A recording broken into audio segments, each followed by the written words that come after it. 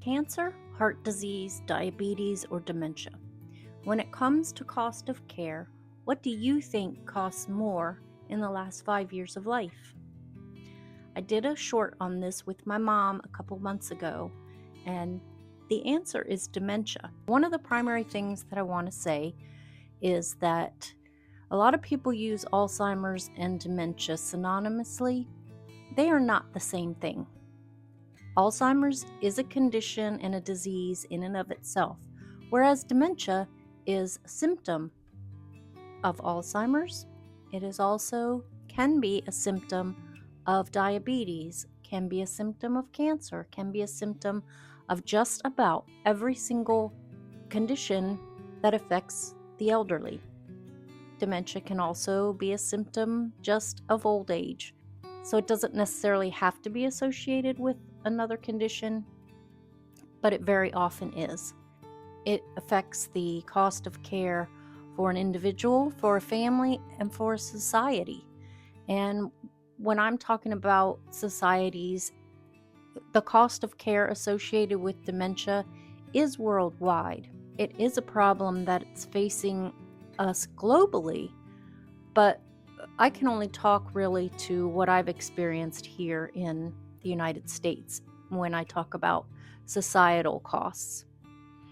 So why does dementia cause such an increase in the cost of care? What generally happens is the person starts to lose the ability to care for themselves and to do what is known as the activities of daily living. These activities are things that help you to maintain your independence, like being able to go and use the toilet by yourself, being able to feed yourself, taking care of yourself and getting through your day independently is something that you lose as you develop dementia. When you can no longer do those independently, then there becomes a cost associated with helping you perform those activities of daily living. You are either hiring somebody, going to an assisted living, a family member begins to contribute, or family members begin to contribute, and that is where additional costs come in. A lot of people assume that Medicare covers the cost of care associated with dementia. I was talking to a friend of mine who's quite a bit younger. Her father is getting ready to turn 65, and he is dealing with dementia. I said, "How's your dad doing?" And her response to me was, "I can't wait until he turns 65 and Medicare takes over paying for some of these things that we're paying for out of pocket right now." And I kind of looked at her and I said to her, Medicare doesn't cover those things. And it really caught her off guard. Really caught her off guard. She said, "What do you mean Medicare doesn't cover those things?" And I said, Medicare covers the medical part of. They'll cover hospitalizations, medications, testings, screenings, appropriate treatments like physical and occupational therapy, but they don't cover long-term care. They don't cover care associated with helping a person accomplish their activities of daily living.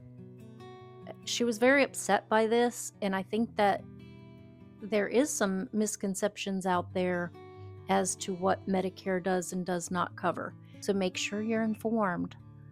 It's important. So just to summarize, the increased cost of dementia in the last 5 years of life is because dementia is a progressive disease. We are living longer. The longer we live, the more advanced dementia can become. And dementia is present, or can be present, with just about every condition associated with aging.